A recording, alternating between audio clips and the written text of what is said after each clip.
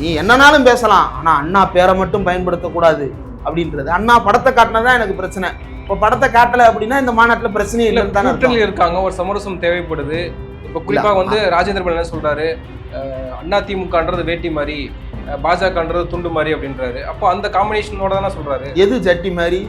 இல்லை, அதிமுக மட்டுமே கார்னர் பண்றோம்ல, இதுல தாவேக்கான ஒரு கட்சி இருக்கு, விஜய்ன்ற ஒரு கட்சி இருக்கு, அவர் செக்குலரிசம் பேசுறாரு, அவருடைய வாய்ஸ் என்னதுலன்ற ஒரு கேள்வி இருக்குல்ல. ஆமா, அதான் மமிதா பேஜி சொல்லிட்டாங்களே, அதுக்குதான் படிடா பரமான்னு சொல்றோம்.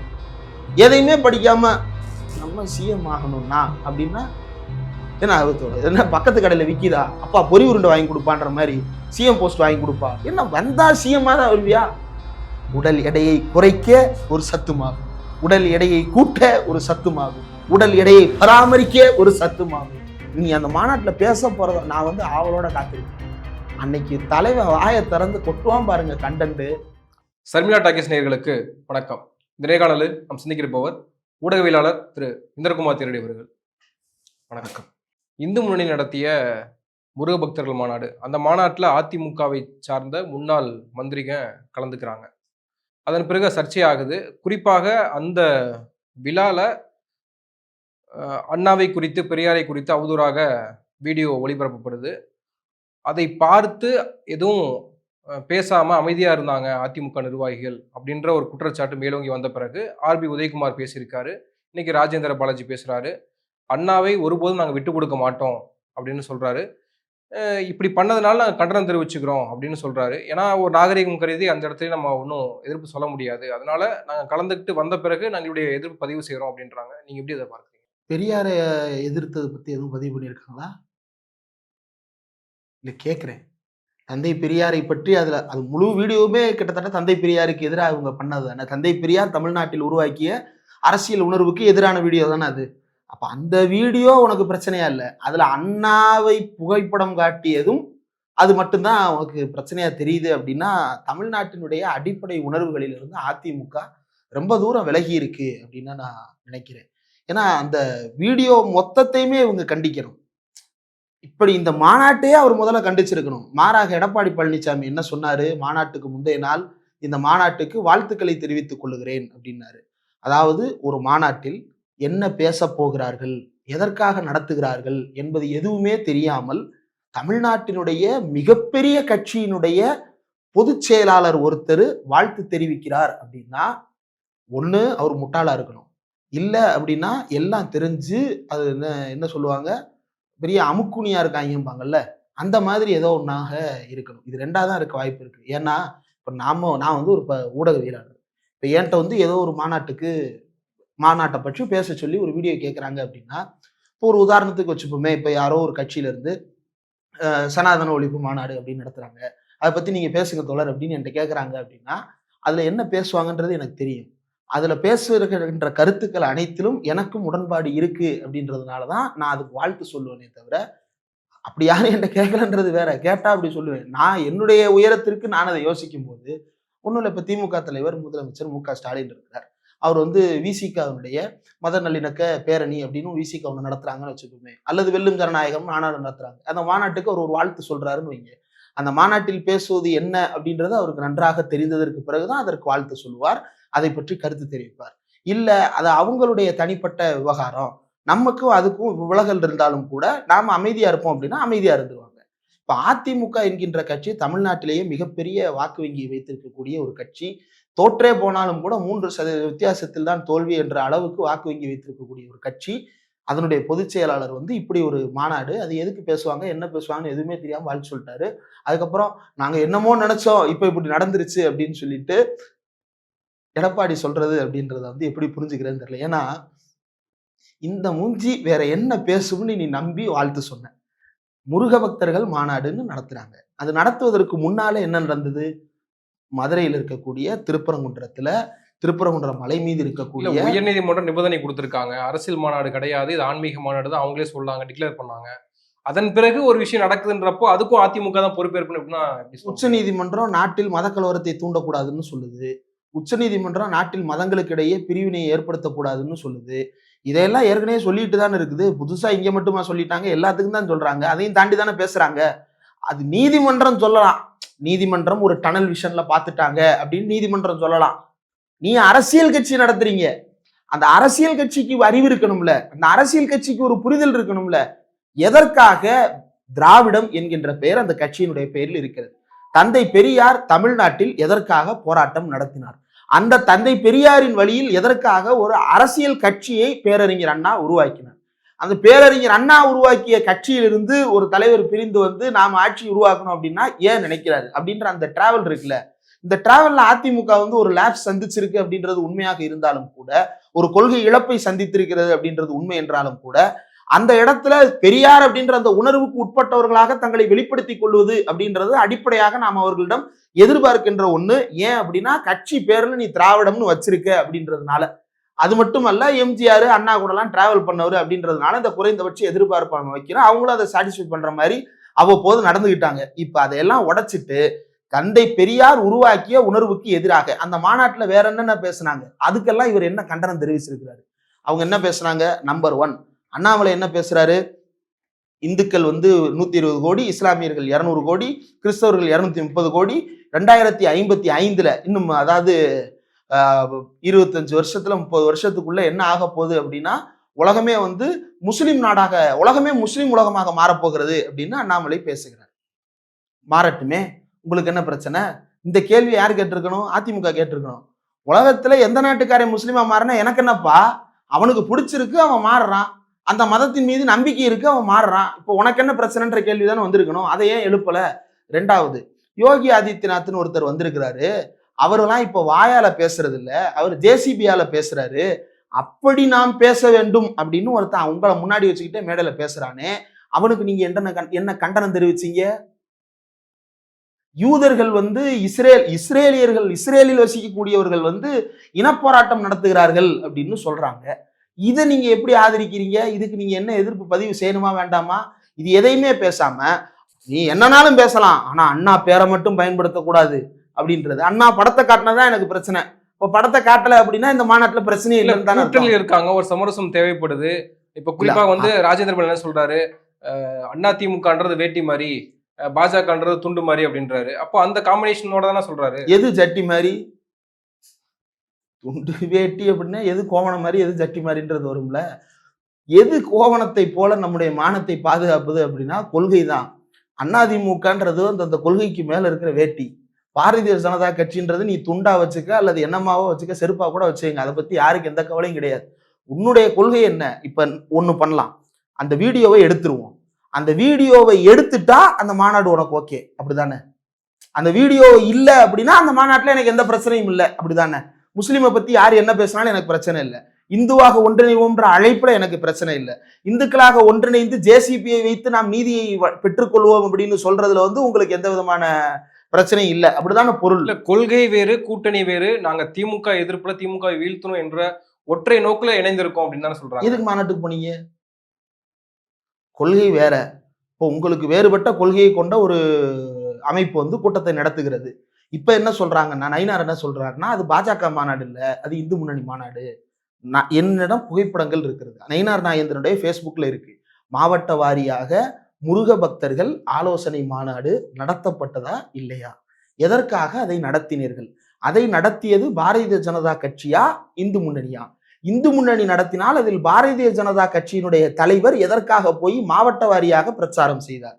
அதற்கு எதற்கு அகில இந்திய பாஜக தலைவராகிய அமித்ஷா நேரடியாக வந்து இந்த மாநாட்டை வெற்றியடைய செய்யுங்கள்னு எதற்காக உங்களிடம் வந்து வாக்குமூலம் கொடுத்து விட்டு போகிறார்? இந்து முன்னணிக்கு உங்களுக்கும் தொடர்பு இல்லை அப்படின்னா இந்த மாநாட்டுக்கு நீங்க போயிருக்க கூடாது. எல்லாமே ஒரே புள்ளியில் இணையறாங்க. திமுகவை வீழ்த்தணும், அதுக்கு ஒரு ஸ்ட்ராட்டஜி. அதற்கு முருகன் ஒரு ஸ்ட்ராட்டஜி. அதான திமுகவை வீழ்த்துவதற்கு முருகன் ஒரு அஸ்திரம். அப்ப முருகன் கடவுள் கிடையாது, எங்களுடைய பகடைக்காய் அப்படின்னு ஒத்துக்கிறாங்க. அதுதான் அர்த்தம். நான் வந்து இப்போ வந்து என்னுடைய வேர்வையை துடைப்பதற்கு இந்த டிஷ்யூ பேப்பரை பயன்படுத்துறேன் அப்படின்னா இது என்னுடைய கருவி தானே. இப்ப திமுகவை அழிப்பதற்கு நீங்க முருகனை பயன்படுத்துறீங்க. அதான் அப்ப திமுகவை அழிக்க வேண்டும் என்றால் நீங்கள் எதை வேண்டுமானாலும் ஆயுதமாக பயன்படுத்துவீங்க. அது முருகனாகவும் இருக்கலாம். அப்ப முருகனை நீங்க அரசியல் ஆயுதமாக பயன்படுத்துறீங்க அப்படின்னா உண்மையில் முருகனுடைய பக்தர்கள் யார், நீங்க யார் அப்படின்ற கேள்விக்கு பதில் இருக்கா? அப்போ முருகன் என்பவரை ஒரு அரசியல் பகடைக்காயாக பயன்படுத்துகிறோம் என்பதை வெளிப்படையாக பாஜக அறிவிக்கிறது. ஆமா, அது உண்மைதான் அப்படின்னு அதிமுக அண்ணாமலையே ஒத்துக்குது, தீர்மானத்திலேயே இருக்குல்ல. அதாவது இந்துக்களினுடைய வாக்கு வங்கியை நிரூபித்து காட்ட வேண்டும் அப்படின்றாங்கல்ல. இந்துக்களுடைய வாக்கு வங்கியை நிரூபிப்பது அப்படின்னா எப்படி? அதிமுக கூட்டணிக்கு முஸ்லீம் ஓட்டு வேணாம். கூட்டணியினுடைய நோக்கம் என்ன? ஒண்ணு கேட்கிறேன். கொள்கை வேற கூட்டணி வேறன்றாங்கல்ல. கூட்டணி என்பது கொள்கையிலிருந்து விலகிதான் வைக்கப்படுவது. காரணம் அது வாக்கு சேகரிப்புக்காக. அப்படின்னா அதனுடைய நோக்கம் என்ன? எவ்வளவு முடியுமோ அவ்வளவு வாக்குகளை ஒன்று சேர்ப்பது இல்லையா? தமிழ்நாட்டில் இன்னாருடைய வாக்கு வேண்டாம் அப்படின்னு ஒருத்தர் முடிவு பண்றாருன்னா அதுக்கு பேரு கூட்டணியா? இந்துக்களின் வாக்கு வங்கியை நிரூபிப்போம் என்பதுதான் தீர்மானம் என்றால் முஸ்லிம்களுக்கு எதிராக வாக்களிப்போம் என்பதுதான் அர்த்தம். அப்ப முஸ்லிம்கள் யாருக்கு வாக்களிக்கிறார்கள் என்று சொல்ல வருகிறார்கள்? திமுக காங்கிரஸ் கூட்டணிக்கு ஆதரவு தெரிவிக்கிறார்கள்னு சொல்ல வர்றாங்க. அப்ப திமுக காங்கிரஸ் என்பது முஸ்லிம் கட்சி, அதிமுக பாஜக என்பது இந்துக்களின் கட்சி. அப்படின்னா திமுக எப்படி ஆட்சிக்கு வந்தது? அப்ப பெரும்பான்மை இந்துக்கள் அங்க இருக்கிறாங்க, பெரும்பான்மை முஸ்லிம்கள் அங்க இருக்கிறாங்க. அப்ப இங்க இருக்கிறது யாரு? சாதி வெறி பிடித்தவர்களும் மத வெறி பிடித்தவர்களுமா? இது அதிமுக தொண்டர்களை இதைவிட கேவலமாக யாராலும் இழிவுபடுத்த முடியாது. அடிப்படையில் இருக்கக்கூடிய கோளாறு இதுதான். கொள்கை வேற கூட்டணி வேற தானே. அந்த கூட்டணி எப்படிப்பட்ட கூட்டணியா இருக்கணும்? வாக்குகளை சேகரிக்கக்கூடிய கூட்டணியாக இருக்கணுமே தவிர ஒரு சமுதாயத்தினுடைய வாக்கை வேண்டாம் என்று சொல்லக்கூடிய கூட்டணியாக எப்படி இருக்க முடியும்? இந்து வாக்கு வங்கி நிரூபிப்போம் அப்படின்னு சொல்லிட்டு அதிமுகவினுடைய கடம்பூர் ராஜு, செல்லூர் ராஜு, ராஜன் செல்லப்பா, ராஜேந்திர பாலாஜி உள்ளிட்டவர்கள் எல்லாம், ஆர்பி உதயகுமார் உள்ளிட்டவர்கள் எல்லாம் மேடையில வச்சுக்கிட்டு பேசுறாங்க அப்படின்னா அப்ப எங்களுக்கு முஸ்லிம் ஓட்டு வேணாம் அப்படின்றத மேடையில் உட்காருவதன் மூலமாக அவர்கள் ஒப்புக்கொண்டார்கள் என்றுதான் அர்த்தம். இல்ல ஆர்பி உதயகுமார் கேட்கறல்ல, ஏன் இது ரொம்ப இதையே சுத்திட்டு இருக்கீங்க? நான் தான் பதில் கொடுத்துட்டோம்ல. என்ன கொடுத்தாரு? என்ன கொடுத்தாரு? இல்ல நாங்க கண்டிக்கிறோம்ன்றாருல. எதை கண்டிக்கிறாரு? அந்த வீடியோ போட்டதை வந்து கண்டிக்கிறாரு. வீடியோவை தவிர வீடியோவுக்கு வெளியே இருக்கிற விஷயங்களை நீங்க கண்டிக்கிறீங்களா, ஆதரிக்கிறீங்களா? முஸ்லிம் வெறுப்பு பிரச்சாரம் செய்யப்பட்டதை ஆதரிக்கிறீங்களா, கண்டிக்கிறீங்களா? நீங்க ஆட்சியில இருந்தவங்க தானே. இப்பவும் திருப்பரங்குன்றத்தின் எம்எல்ஏ யாரு? ராஜன் செல்லப்பா. திருமங்கலம், திருப்பரங்குன்றத்துக்கு பக்கத்து தொகுதி திருமங்கலம் எம்எல்ஏ யாரு? ஆர்பி உதயகுமார். மதுரை 2 எம்எல்ஏ இருக்கிறாங்க. மதுரையில வந்து இருக்கிற எம்எல்ஏ யாரு? செல்லூர் ராஜு. இந்த பக்கம் ராஜேந்திர பாலாஜி தோத்துட்டாரு. அதுக்கு அடுத்து போனோம் அப்படின்னா கடம்பூர் ராஜு. இப்போ மதுரையில இருந்து கோயில்பட்டி வரைக்கும் ஆள் கூட்டிருக்கிற ஆளை கூட்டிட்டு வந்து நீங்க என்ன செஞ்சிருக்கீங்க? சிக்கந்தர் மலைன்னு பேர் வைக்கிறாங்க அப்படின்னு சொல்றீங்க. சிக்கந்தர் மலை என்று ஏதாவது ஒரு அரசு ஆவணத்தில் அதிகாரப்பூர்வமாக பெயர் மாற்றம் செய்யப்பட்டிருக்கிறதா? மக்கள் பேச்சு வழக்கில் அது 1000 மலைன்னு பேர் சொல்லி அழைப்பாங்க. என்ன உங்களுக்கு பிரச்சனை? இப்ப சளி பிடிச்சிருக்கு இல்லையா? இங்கிலீஷ்ல அதுக்கு பேர் என்ன? Common cold. காமன் கோல்டு வந்திருக்கு டாக்டர் அப்படின்னா நம்ம போய் நிற்போம். ஒருத்தன் என்ன சொல்லுவான்? டாக்டர் ஜன்னி வந்துருச்சு டாக்டர். ஒருத்தன் என்ன சொல்லுவான்? டாக்டர் தடுமம் பிடிச்சிருக்கு டாக்டர். இன்னொருத்தன் என்ன சொல்லுவான்? ஜலதோஷமா இருக்கு டாக்டர். இன்னொருத்தன் என்ன சொல்லுவான்? மூக்குல இருந்து சளியா ஒழுகுது டாக்டர் அப்படிம்பான். இன்னொருத்தன் மூக்குல இருந்து தண்ணி வடியுதும்பான். இப்ப இவ்வளவு பேர் இருக்குல்ல, இப்படி ஒண்ணுக்கு பல பேர் இருக்கலாம்ல, என்ன பிரச்சனை? இப்ப தஞ்சாவூர்ல ஒரு கோயில் இருக்கு, ராஜராஜ சோழன் கட்டின கோயில். அந்த கோயில்ல இருக்கிற சாமிக்கு பேர் என்ன? பெருவுடையார். அதுதான் ராஜராஜன் வச்ச பேரு, பெருவுடையார். பாப்பா வச்ச பேர் என்ன? பிரகதீஸ்வரர். நம்ம அதை பெருவுடையாருன்னு கூப்பிடுறோமா, பிரகதீஸ்வரன் கூப்பிடுறோமா? பெருவுடையாருன்னு கூப்பிடுறவன் யாரு? பிரகதீஸ்வரன் கூப்பிடுறவன் யாரு? இப்ப மதுரையில வந்து மீனாட்சி அம்மன் கோயில் இருக்கு. மீனாட்சி அம்மன் கோயில்னு சொல்லப்பட்டாலும் கூட அது மீனாட்சி சொக்கநாதர் கோவில். இப்ப அவரை சொக்கநாதர்னும் கூப்பிடலாம், சுந்தரேஸ்வரர்னு கூப்பிடலாம். சொக்கநாதர்னு கூப்பிடுறவன் யாரு? சுந்தரேசன் கூப்பிடுறவன் யாரு? அழகர் கோயில்ல இருக்கிறவரை பெருமாள்னு கூப்பிடுறவன் யாரு? விஷ்ணுன்னு கூப்பிடுறவன் யாரு? அழகர்னு கூப்பிடுறவன் யாரு? ஒரு இடத்துக்கு 1000 பேர் இருக்கிறது உங்களுக்கு என்ன பிரச்சனை? அந்த மலையில தர்கா இருக்கா இல்லையா? தர்கா இருக்கு. அந்த தர்காவை சிக்கந்தர் தர்கான்னு சொல்றோம். அந்த பேரை 4 பேர் சிக்கந்தர் தர்கான்னு கூப்பிட்டா உனக்கு என்னடா கேடுன்னு தானே கேட்கணும். அந்த மலை என்ன பெயரால் அழைக்கப்பட்டால் என்ன? இது வடக்கில் செய்து வந்த அரசியல். வடக்குல என்ன பண்ணாங்க? அலகாபாத் அப்படின்னு இருக்கு, அதை என்ன பண்ணாங்க? பிரயாக்ராஜ் அப்படின்னு பேர் மாத்துறாங்க. இப்ப டெல்லி என்ன பண்ணுவ? இந்திரபிரஸ்தான் பேர் மாத்துவியா? அப்ப இந்தியாவை நீ எப்படி பேர் வைப்ப? இந்தியான்ற பேரே இல்லையே, பாரதம்னு பேர் வைப்பியா? பாரதமும் இல்லையே. இது சேர நாடு, சோழ நாடு, பாண்டிய நாடு, விஜயநகர பேரரசு, இஸ்லாமிய பேரரசு, ஹர்ஷவர்தன் பேரரசு, அசோக பேரரசு. இதுல எந்த பேரை நீ டிஃபைன் பண்ண போற? இதுல எது பழமையான பேருன்னு நீ டிஃபைன் பண்ண போற? அது ஆதாரப்பூர்வமா வைக்க போறியா அல்லது உன்னுடைய அறிவின் அடிப்படையில வைக்க போறியா? அல்லது உன்னுடைய நம்பிக்கையின் அடிப்படையில வைக்க போறியா? இப்ப இந்த கேள்வி எதுக்கு? இப்ப இதெல்லாம் லாஜிக்கான கேள்வியா? இப்ப ஒண்ணுமில்ல, ரிப்பேர் பண்றதுன்னு சொல்லுவோம். ரிப்பேர் பண்றது அப்படின்னா என்ன? பழுது நீக்கிறது அப்படின்றது தானே. அப்போ ஒரு விஷயத்துல பிரச்சனை இருக்குது அப்படின்னா அந்த பிரச்சனையை தீர்க்கலாம். ஒரு விஷயத்துல பிரச்சனையே இல்லை அப்படின்னா அதை ஏன் தீர்க்கணும்னு நான் கேட்கிறேன். மதுரையில் இருக்கக்கூடிய அந்த மலையில காசி விஸ்வநாதர் கோயில் இருக்கா? இருக்குல்ல. அதை காசி விஸ்வநாதர் மலைன்னு கூப்பிடலாமா கூடாது? அப்படி கூப்பிட்டா நீங்க பிரச்சனை பண்ணுவீங்களா மாட்டீங்களா? உனக்கு பிரச்சனை திருப்பரங்குன்றம்ன்ற பேரை சிக்கந்தர் மலைன்னு மாத்துறாங்கன்றதா, அல்லது அந்த மலையை 4 பேர் சிக்கந்தர் மலைன்னு கூப்பிடுறதுல உனக்கு பிரச்சனையா? முஸ்லீம் அவன் நம்பிக்கையின் அடிப்படையில் சிக்கந்தர் மலைன்னு கூப்பிட்டு போறான். இப்ப என்ன உனக்கு பிரச்சனை? இல்ல அதிமுக மட்டுமே கார்னர் பண்றோம்ல. இதுல தாவேக்கான ஒரு கட்சி இருக்கு, விஜய்ன்ற ஒரு கட்சி இருக்கு, அவர் செகுலரிசம் பேசுறாரு, அவருடைய வாய்ஸ் என்னதுலன்ற ஒரு கேள்வி இருக்குல்ல. ஆமா, அதான் மமிதா பேஜி சொல்லிட்டாங்களே.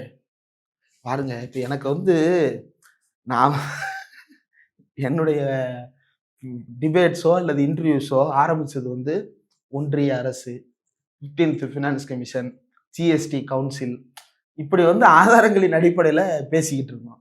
அதுல இருந்து என்னை எங்க கூப்பிட்டு வர்றாங்க அப்படின்னா, மமிதா பைஜு நேற்று ஒரு மேடையில என்ன பேசுறாங்க தெரியுமா அப்படின்னு இழுத்து விட்டுருங்க. அப்போ தமிழ்நாட்டு அரசியலை எவ்வளவு மலினமாக மாற்றி இருக்கிறார் விஜய் என்கின்ற நடிகர். மக்களிடம் என்ன சொன்னார்? இது என்னுடைய கடைசி படம் அப்படின்னு. உனக்கு மக்கள் முதன்மையானவரா அல்லது நடிகை முதன்மையானவரா?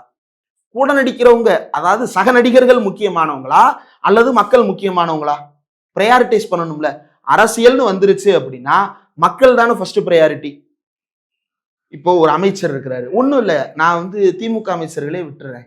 விஜயபாஸ்கர் முன்னாள் அமைச்சர், இப்போ ஒரு வெறும் எம்எல்ஏ, கட்சியில ஏதோ ஒரு பொறுப்புல இருக்கிறாரு.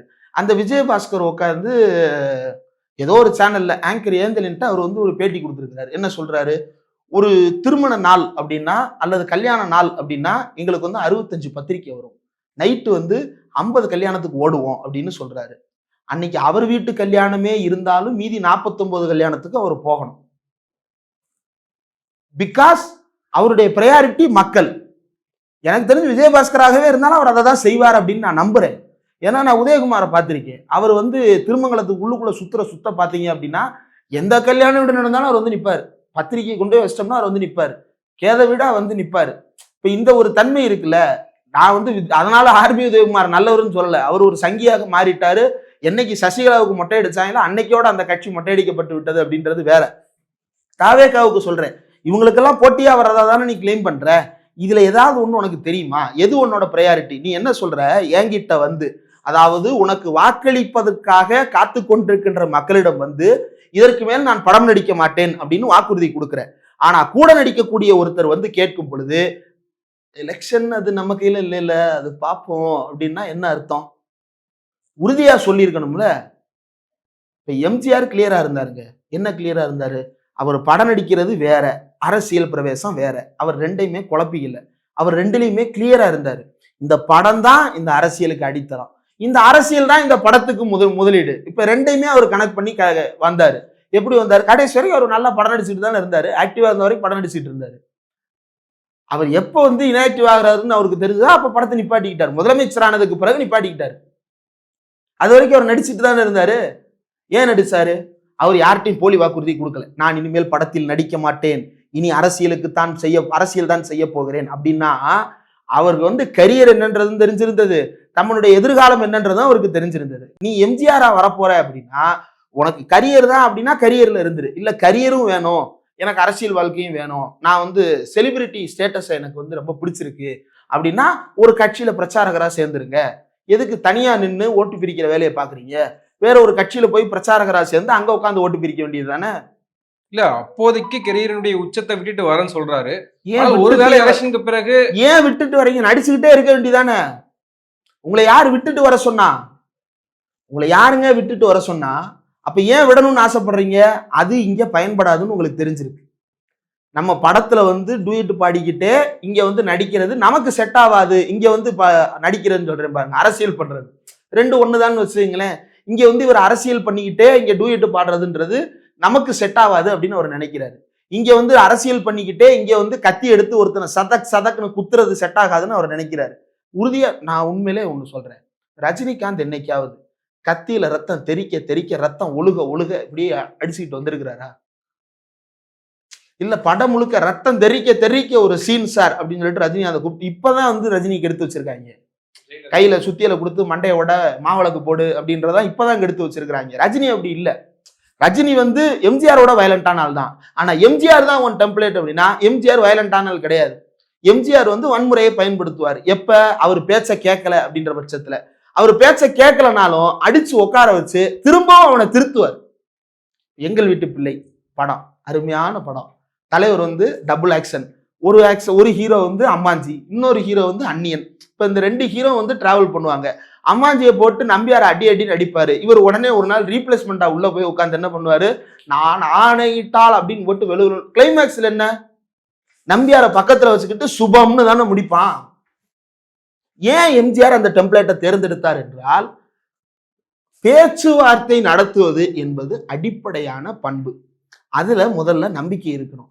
அப்போ அதை என்னவா மாத்திருக்கீங்க அப்படின்னா, என் பேச்சை கேட்கலன்னா நான் வெட்டிடுவேன், கருவறுத்துருவேன், ரத்தம் தெறிக்க தெறிக்க உன்னை கொலை பண்ணுவேன். இதுதான் அரசியல்வாதிகளுக்கான இலக்கணமா? இப்படி ஒருத்தரால அரசியல்ல ஈடுபட முடியுமா? திரைப்படத்துல என்ன வேணா இருக்கலாம் இல்லையா? உங்களுடைய சைக்காலஜி தான் எனக்கு பிரச்சனை. திரைப்படத்துல என்னன்னாலும் இருக்கலாம். அந்த திரைப்படத்துல நம்ம நடிக்கிற திரைப்படத்துல இப்ப நீங்க வந்து இன்னைக்கு வந்து ஒரு எஸ்.ஏ. சந்திரசேகர் மகன் நீங்க விஜய் கிடையாது. இன்னைக்கு நீங்க யாரு? விஜய். எஸ்.ஏ. சந்திரசேகர் தான் உங்க அப்பாவே தவிர அவர் மகன் நீங்க இல்ல. தந்தை மகர் காற்றும் நன்றியை அவர் கரெக்டா செஞ்சுட்டாரு. இனி மகன் தந்தை காற்றும் உதவி தான் அடுத்து தேவை.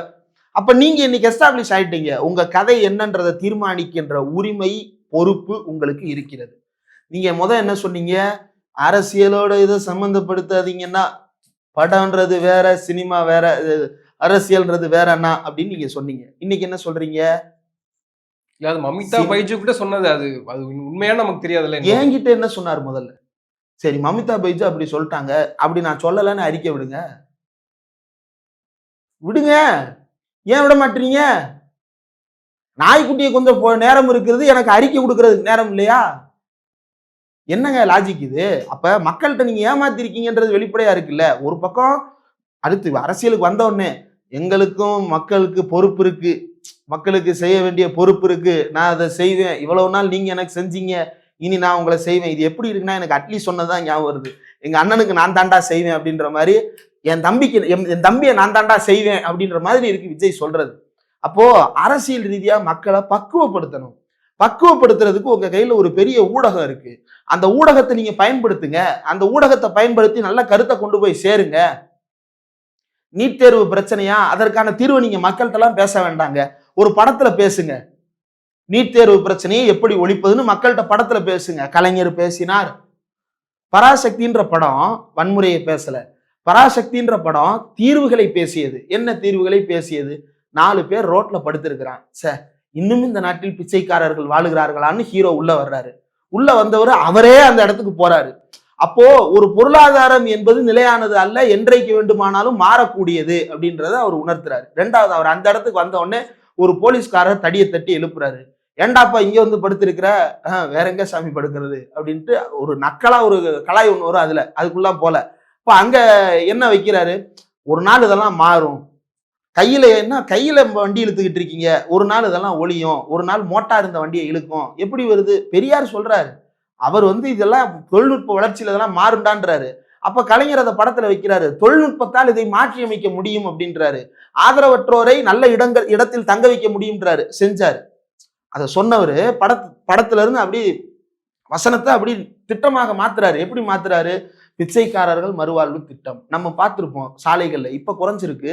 முந்தியெல்லாம் நீங்க பாத்தீங்க அப்படின்னா மாற்றுத்திறனாளிகள் பல பேர் வந்து ஒரு சின்ன தையல் மிஷின், இப்போ பெரிய கனரகங்கள் வந்ததுனால அவங்களால சாலைகள்ல பயணிக்க முடியல. இப்போ சின்ன வாகனம், அதாவது சாலைகள்ல வருவாங்க, கையை வச்சு அந்த சைக்கிளை ஓட்டிக்கிட்டு வந்து நம்ம வீட்டு வாசல்ல நின்று தைச்சு கொடுத்துட்டு போவாங்க. அந்த தையல் மிஷின் அவர் கைக்கு எப்படி வந்துச்சு? பிச்சைக்காரர் மறுவாழ்வு திட்டம்ன்ற ஒரு திட்டத்தின் மூலமா வந்தது. மாற்றுத்திறனாளிகள் நல்வாழ்வுக்காக அவர்கள் கொடுத்த நலத்திட்ட உதவிகளின் மூலமாக வந்தது. ஏதோ ஒரு வகையில் இந்த சமுதாயத்தால் ஒதுக்கப்பட்டிருக்கக்கூடிய மக்களை எல்லாம், விளிம்புநிலையில் இருக்கக்கூடிய மக்களை எல்லாம் அவர்களாலும் இந்த சமுதாயத்தில் வாழ முடியும் என்பதை அவர்களின் மூலமாகவே நிரூபிக்க வேண்டிய பொறுப்பு தனக்கு இருக்கிறது என்று ஒரு ஆட்சியாளர் உணர்ந்தார். அதை செய்து காட்டினார். இப்ப நீங்க திரைப்படங்கள்ல என்ன காட்டுறீங்க? அண்டாவை கொண்டா சேர்ஸ் அடிக்க. அப்போ அண்டாவை கொண்டா சேர்ஸ் அடிக்கன்றது உள்ளுக்குள்ள இருக்கிறது கோக்கா கொகைனான்னு எனக்கு தெரியாதுல்ல. ஏன்னா இப்ப பெரிய பெரிய புகார்கள் வருது. ஒரு பத்திரிகையில 3 எழுத்து நடிகர்னு எழுதுறாங்க, அவர் வச்ச பார்ட்டின்னு எழுதுறாங்க, பல சந்தேகங்கள் வருது இல்ல.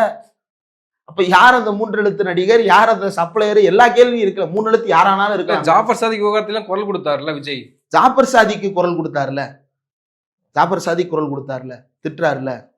அதிமுக நிர்வாகி ஒருத்தர் ட்ரக் சப்ளை பண்ணேன்னு போலீஸ்ட்ட வாக்குமூலம் கொடுத்திருக்காரு. அவருக்கு ஏன் வாயை திறக்கல? அப்ப உங்களுடைய பயாஸ் எங்க இருக்கு? எப்படி அதிமுகவை சேர்ந்த ஒருத்தர் இப்படி ட்ரக்ஸ் சப்ளை பண்ணலாம்?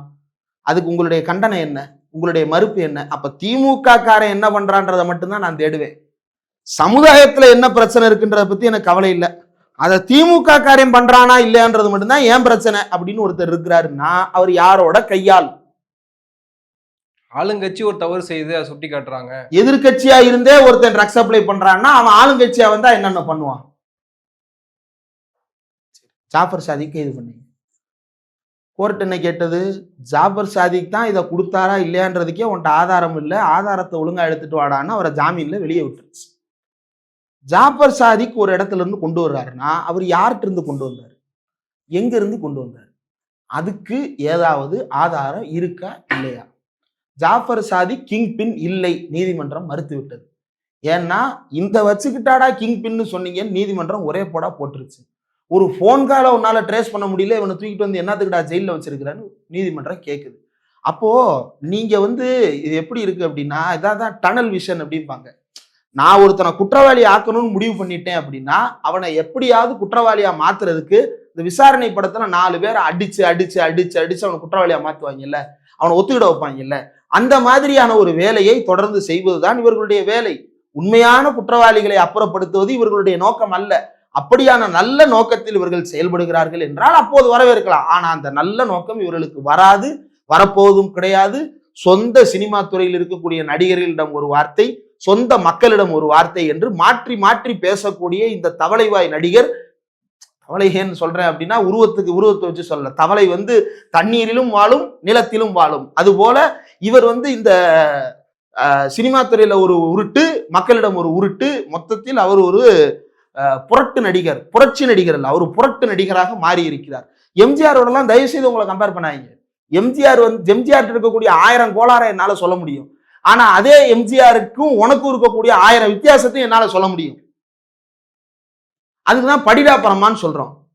எதையுமே படிக்காம நம்ம சிஎம் ஆகணும்னா அப்படின்னா என்ன பக்கத்து கடையில விக்கிதா, அப்பா பொறி உருண்டை வாங்கி கொடுப்பான்ற மாதிரி சிஎம் போஸ்ட் வாங்கி கொடுப்பா, என்ன வந்தா சிஎம்மா தான் வருவியா? ஒரு சாலிகிராம் இப்போ ஒன்றும் இல்லைங்க. இன்னைக்கு முக்கியமான அமைச்சர்கள் எல்லாம் எங்க இருந்து வந்தவங்க? ஒரு ஒன்றிய செயலாளர், ஒரு நகர்மன்ற தலைவர், ஒரு முனிசிபல் சேர்மன், அதுக்கப்புறம் ஒரு எம்எல்ஏ, அதுக்கப்புறம் அவர் அமைச்சர் இல்லையா? அவர் ஒரு டிரான்ஸ்பர்மேஷன் வச்சிருக்கிறாருல. நீ அப்படி ஒரு ஒன்றிய செயலாளரை ஒன்றிய செயலாளரா நில்லு.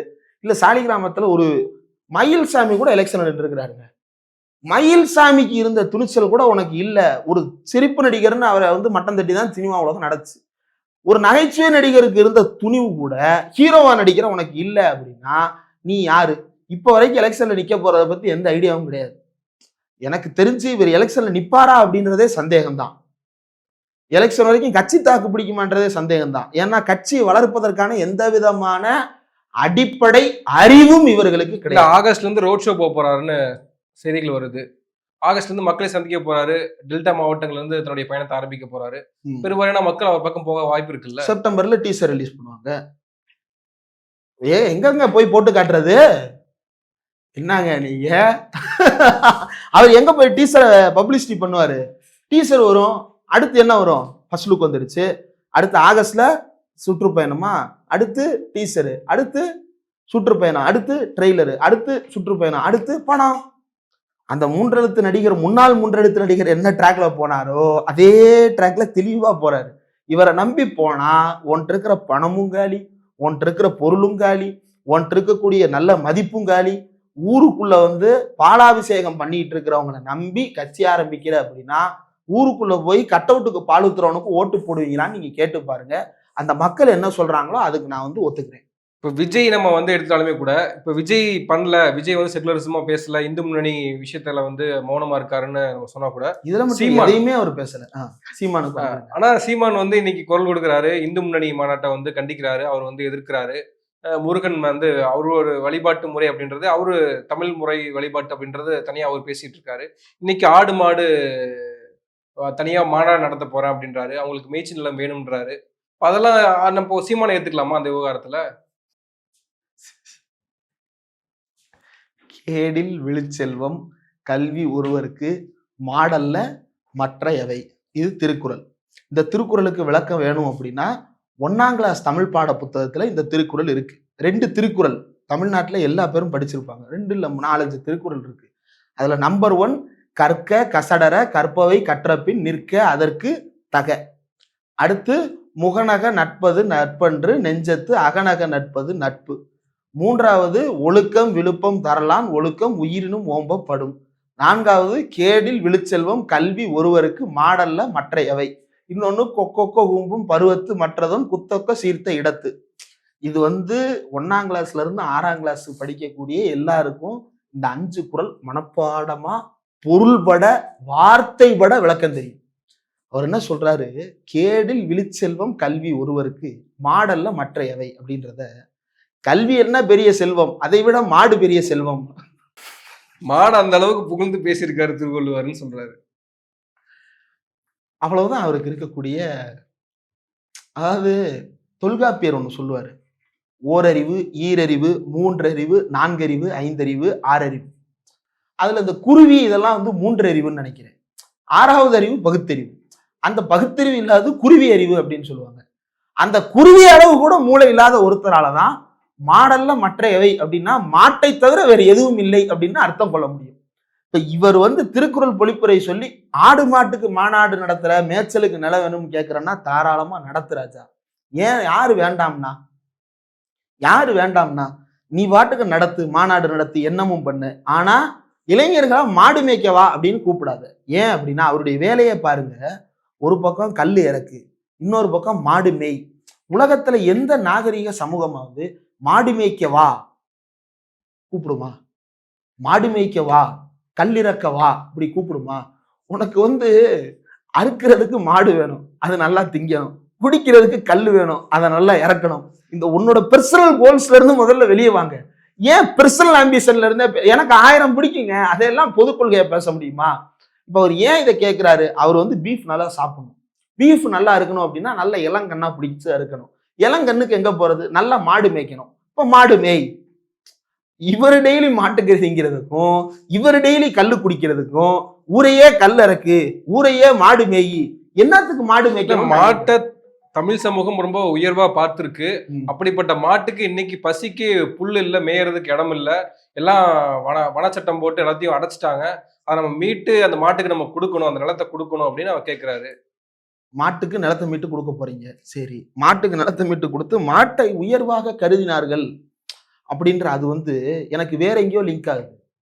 இந்த காமதேனுன்னு ஒரு கதை ஒன்று இருக்கு இல்லையா, எனக்கு அதோட இவர் காமதேனு வந்து தமிழர் புராணம் அப்படின்னு இவர் நம்பிட்டு இருக்கிறாரோ அப்படின்னு எனக்கு தோணுது. மாட்டை என்ன பண்ணா, ஏறு தழுவினான், ஏறு தழுவி தொய்வான மாட்டை அடிமாடாக்கினான், நல்ல மாடு கறி சாப்பிட்டான். இவ்வளவுதானே. இப்ப மாடு மேய் அப்படின்னு சொல்றதுக்கு பின்னால ஒரு பொருளாதார கணக்கீட்டை இவர் என்னைக்காவது முன் வச்சிருக்கிறாரா? அப்படி பட்டனை தட்டினா அப்படி அப்படி அங்க மாடு பாலில் வந்து அல்வா கறந்துடும், அப்படி அப்படி அப்படியே பார்த்துக்கலாம். இங்கேயே உட்காந்து அங்கிருந்து மேய்ப்பான். இப்போ உலக அளவுல வந்து நவீன முறையில மாடு மேய்க்கிறதெல்லாம் இருக்கு. இப்போ இந்த யூடியூப்ல நிறைய ஷார்ட்ஸ் வருது. சீமான் யாருன்றதை நான் சொல்றேன். இப்போ யூடியூப்ல வந்து புது வியாபாரம் ஒன்று தொடங்கியிருக்கு. என்ன வியாபாரம்னா, நீங்க அறிவா ஏதாவது ஒன்று செய்யணும்னு அவசியம் இல்லை. எவனாவது ஒருத்தன் அறிவா ஒரு ரீல்ஸ் போட்டிருப்பான். அந்த ரீல்ஸை எடுத்து வச்சு அதை மியூட் பண்ணி ஓட விட்டுட்டு அதை நீங்க உட்காந்து பேசுறது. இப்ப பாத்தீங்கன்னா இந்த ரயில்வே தண்டவாளத்துல நடுவுல ஒரு கிராக் இருக்கு. இந்த கிராக் ஏன் விழுந்துச்சுன்னு உங்களுக்கு தெரியுமா அப்படின்னு ஒருத்தன் ஆரம்பிப்பான். If you watch Game of Thrones அப்படின்னு ஒருத்தன் ஆரம்பிப்பான். வாட் அபவுட் செர்சி லானிஸ்டர் அப்படின்னு ஒருத்தன் ஆரம்பிப்பான். எவனோ ஒருத்தன் போட்டது இவன் சின்னதா கீழே உட்கார்ந்துக்கிட்டு அதை அப்படியே டிரான்ஸ்லேட் பண்ணி நம்மளுக்கு சொல்லிட்டு இருப்பான். அந்த மாதிரி சீமான் வந்து ஒரு சோசியல் மீடியா இன்ஃப்ளூயன்சரா மாறிட்டார். மாடு மேய்க்கிறது, ஆடு மேய்க்கிறது, இதையெல்லாம் சொல்லி இது இளைஞர்களை எங்க கூட்டிட்டு போகுது? மறுபடியும் மாடு மேய்க்க வந்தானே கூட்டிட்டு போகுது. ஏங்க, எங்க அப்பா மாடு மேய்ச்சிக்கிட்டு இருந்தாரு, நான் மாடு மேய்க்க கூடாதுன்னு தானே எங்க அப்பா நினைப்பாரு. மாடு மேய்ச்சி எங்க வீட்டுல கஷ்டப்பட்டு வளர்த்தாங்க. இன்னைக்கு நீ பெருமையா பேசலாம்.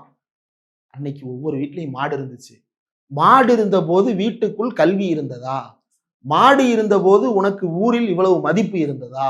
மாடு இருந்தபோது உன்னிடம் இவ்வளவு பொருளாதாரம் இருந்ததா? மாடு இருந்தபோது உன்னிடம் அடுக்குமாடி வீடு இருந்ததா? மாடு இருந்தபோது உன்னிடம் இன்னோவா கார் இருந்ததா? இதெல்லாம் சேர்ந்துதான் இருக்கு. இன்னைக்கு மாடு மேய்க்கிறதுன்றது அவ்வளவு சாதாரண காரியம் கிடையாது. பெரிய பெரிய பண்ணையில வச்சு மேய்ச்சாதான் அதுக்கு லாபம். பெரிய பெரிய பண்ணையில ஒரு மாடு விலை என்னன்றது மக்களுக்கு தெரியும்.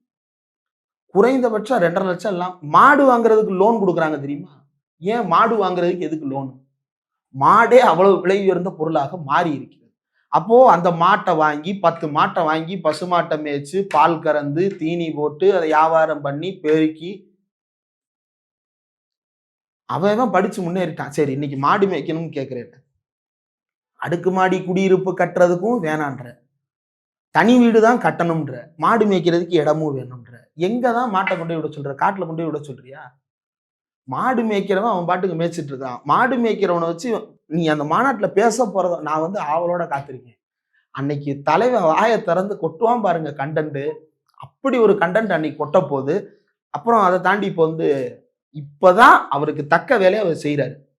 இப்போ சோசியல் மீடியால இன்ஃப்ளூயன்சர் மார்க்கெட்டிங் அப்படின்றது ரொம்ப ஃபேமஸ். ஒரு இன்ஃப்ளூயன்சர் மூலமா அந்த பொருளை பயன்படுத்த வைத்து மார்க்கெட்டிங் செய்வது.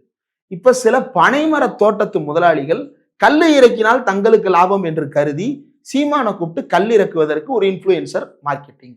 அடுத்து மாடு வச்சு மேய்க்கிறான் ஒரு குரூப். இப்ப பசுமை விகடன்ல எல்லாம் நிறைய வரும்.